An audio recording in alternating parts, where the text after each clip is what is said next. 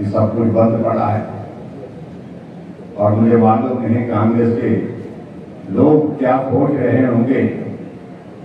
अभी एक सीट पर जो चुनाव होने वाला है उस पर भी टिकट का फैसला नहीं हो पाए और शायद आज शाम तक हो जाएगा। लेकिन भारतीय जनता पार्टी ने जिन विधायकों ने हमारे साथ चट्टान की तरह खड़े होकर के साथ दिया, समर्थन दिया, सहयोग दिया, हमने उसी दिन तय कर दिया कि आओ आपने हमारी पार्टी को मजबूत करने के लिए, पार्टी को साथ देने के लिए अपनी कुर्बानी दी। हम उस कुर्बानी को याद करते हुए आपके साथ खड़े हैं और आप हमारे साथ खड़े हैं। हमने पार्टी के ओर से पार्टी के टिकट का ऐलान उसी वक्त कर दिया और तीनों सीटों पर भारतीय जनता पार्टी जीत हासिल करी। अब कांग्रेस के लोग कहने लगते हैं कि भाई जयराम बोलता था कि सरकार बदल जाएगी। भाइयों बहनों मैं यही कहूंगा, सरकार बनी रहेगी इसकी संभावना तो अभी तक भी नहीं। ठीक है, बहुमत उनका थोड़ा सा हुआ है टेक्निकल ग्राउंड्स पर, लेकिन क्या हकीकत नहीं है कि हिमाचल प्रदेश में ऐसी स्थिति आज तक कभी देखने को मिली। 14 महीने के कार्यकाल में राज्यसभा का जब चुनाव होता है तो वहां भारतीय जनता पार्टी की जीत होती है। कांग्रेस का बहुमत होने के बावजूद भी भारतीय जनता पार्टी जीती है और कांग्रेस पार्टी हारती है। तो नैतिक अधिकार सत्ता में रहने का मैं कह सकता हूं नहीं, और मैं इस बात को दावे के साथ कह सकता हूं आने वाले समय में जो हालात बन रहे, जो परिस्थिति बन रही है, यहां सीपीएस का जिक्र कर रहे थे हमारे साथी, सुनवाई पूर्ण हो चुकी है, जजमेंट रिजर्व है, किसी वक्त भी आ सकती है खबर। 6 विधायक की छुट्टी हो गई, ये खबर बहुत जल्दी आने वाली है। निर्णय हाईकोर्ट कहेगा इस बारे में हम तो ज्यादा टिप्पणी नहीं करना चाहते हैं, लेकिन हम कह सकते हैं जो टेक्निकल समझ जितनी हमको आती है ये संभावनाएं बनी है। और जब अगर ये परिस्थिति बनती है तो आप ये मान करके चलिए तो सरकार पर जो संकट की अगर बातें कहते हैं तो संकट खत्म नहीं हुआ है, वो सरकार पर बना हुआ है, अभी तक न्यू का न्यू। लेकिन मैं आप सबके बीच में यहाँ हमीरपुर में इतना निवेदन करने के लिए आया कि हिमाचल प्रदेश में और भारतीय जनता पार्टी की ताकत को और मजबूत करने के लिए आप सबका आशीर्वाद चाहिए। हमीरपुर के इस विधानसभा क्षेत्र से इस लोकसभा के चुनाव के लिए, इस विधानसभा के चुनाव के लिए मैं आप सबसे निवेदन करना चाहूंगा। भाई नौजवान साथी हमारे आशीष शर्मा जो आपकी आवाज बढ़कर के विधानसभा के अंदर पहुंचे, जिनकी आवाज को रोकने का प्रयत्न हुआ, जिनकी आवाज को दबाने का प्रयत्न हुआ, जिनको अपमानित करने का प्रयत्न हुआ, समय मांगते रहे, समय नहीं दिया गया, काम के लिए गुहार की तो काम नहीं किए गए। ऐसी सूरत में नौजवान ने कदम उठाया कि जनता को क्या जवाब देंगे जब सुनने के लिए समय नहीं, काम के लिए समय नहीं, और जो भी बात हम कहना चाहते हैं उस बात को सुना नहीं जाता है, माना नहीं जाता है। तो आखिरकार को निर्णय हमको करना पड़ा है और उस निर्णय के मुताबिक उन्होंने तय किया कि हम निर्दलीय विधायक के नाते नहीं, ये लगातार दबाव पर आगे के सरकार को समर्थन करते रहो, काम नहीं करेंगे लेकिन दबाव में सरकार का समर्थन करते रहो। अगर नहीं करोगे तो आपके खिलाफ मामले दर्ज होंगे, आपके खिलाफ कार्रवाई करेंगे, आपके कारोबार को हम तबाह कर देंगे, बंद कर देंगे।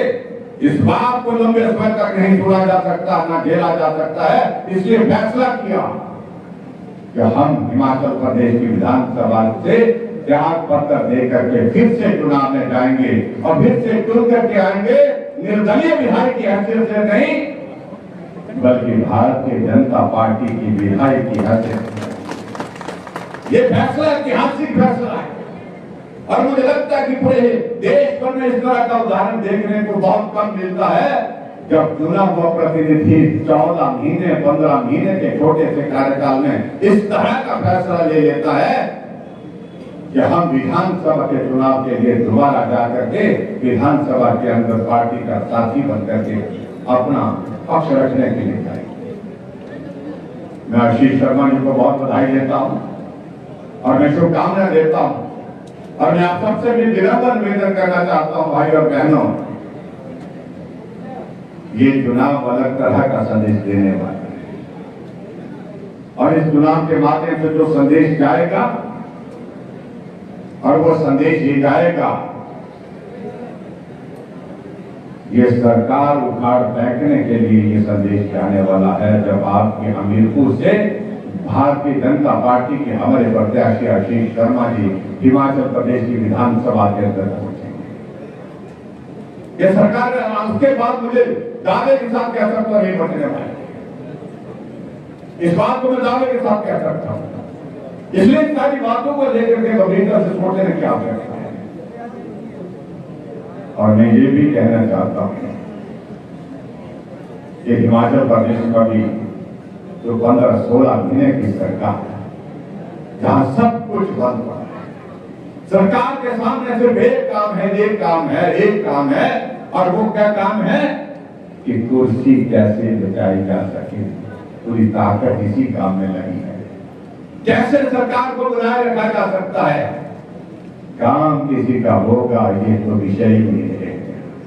हमको विकास के लिए चुना गया है, ये कोई विषय नहीं है।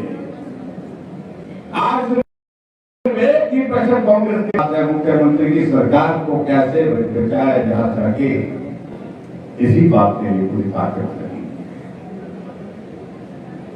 और इस प्रकार से हिमाचल प्रदेश भाई और बहनों 14-15 महीने के कार्यकाल में कई वर्षों तक का पीछे चले। हम जिक्र कर रहे थे कि 1500 घोषणा की कि हिमाचल प्रदेश में 18 से 60 साल की सभी महिलाओं को दिया जाएगा। और अब कितनी महिलाओं को दिया जा रहा है मुझे मालूम नहीं, हमीरपुर का वो मिला कि नहीं मिला, लेकिन पूरे हिमाचल प्रदेश में कुछ चंद महिलाओं को देख करके इस तरह का माहौल खड़ा करने की कोशिश कर रहे हैं कि हमने शुरू कर दी, गारंटी पूरी कर दी। जिन महिलाओं से फॉर्म भरे थे उसमें से 90% महिलाएं की पात्रता समाप्त कर दी गई है। क्राइटेरिया इस तरह से बढ़ा दिया गया है और जिसके कारण उनको पैसा नहीं मिल सकता है। अरे वादे के मुताबिक तो आपने कहा था कि सभी को मिलेगा, लेकिन उसके बाद वो अब आपने उसका क्राइटेरिया बनाया, उसके मुताबिक तो बहुत कम महिलाओं को मिल पाएगा। इन सारी बातों का भी आपको जवाब देना होगा। इसलिए भाई और बहनों, मैं आप सबके बीच में सिर्फ इतना ही कहना चाहता हूं, ये दौर फिर से एक बार आपके सामने है, जिस दौर को समझने की आवश्यकता है और ये नई शुरुआत हो रही है। अगर आज हिमाचल प्रदेश में 3 उपचुनाव हो रहे हैं और 3 उपचुनाव उस हालात में हो रहे हैं जहां हिमाचल प्रदेश का थोड़ा सा अभी कुछ दिन पहले ही जब लोकसभा के चुनाव संपन्न हुए, ये चुनाव उसके साथ कराए जा सकते थे, लेकिन जानबूझ करके ये चुनाव अभी अलग से करवाने का जो प्रयत्न किया गया है, इन चुनावों को राजनीतिक दृष्टि से हम सरकार के माध्यम से कैसे प्रभावित कर सकते हैं, इसके लिए पूरी योजना बनाई। और मुझे पूरा भरोसा है कि दावे के साथ मैं कह सकता हूं सरकार प्रभावित नहीं कर सकती है। उल्टा ये चुनाव हिमाचल प्रदेश में कांग्रेस की सरकार को महंगे पड़ने वाले। हम इस बात को पहले भी कहते थे हिमाचल में 4 लोकसभा सीटें जीतेंगे, लेकिन कांग्रेस वाले बोलते थे नहीं हम जीतेंगे और हम 4 की 4 लोकसभा सीटें। और आज हम इस बात को फिर से कह रहे हैं कि हिमाचल प्रदेश में जो 3 उपचुनाव हो रहे हैं, तीनों के 3 उपचुनाव हम फिर से जीतने वाले हैं। और हिमाचल प्रदेश में कांग्रेस की सरकार संकट में होगी, निश्चित रूप से संकट में होगी और बड़े संकट से, उस संकट के बाद निकलना सरकार को मुश्किल होगा। उससे इस बात के लिए मैं दावे के साथ कह सकता हूँ, उसके लिए आप सबका आशीर्वाद चाहिए। अपने छोटे भाई आशीष शर्मा जी को आप जिता करके भेजिए। आशीष शर्मा ऐसे